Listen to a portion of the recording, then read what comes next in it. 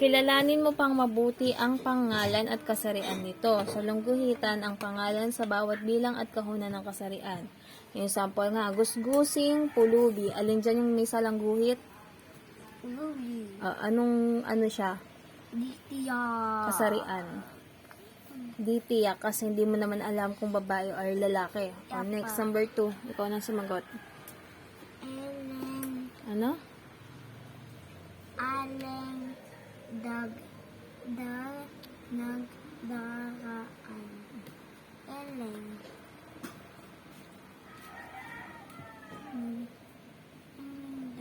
Nagdaraan. Ano siya? Di tiyak eh. Bakit po? Ay, babae. Ano yan? Pambabae. Nagsisend ako ng video. Next.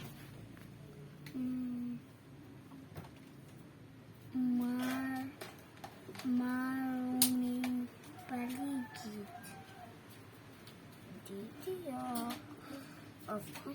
Maruming paligid. Ano dyan yung pangalan?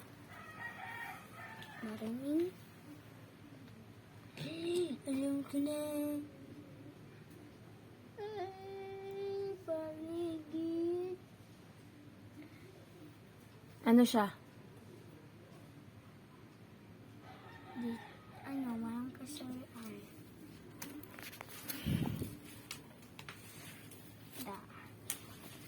Mga plastic na gamit.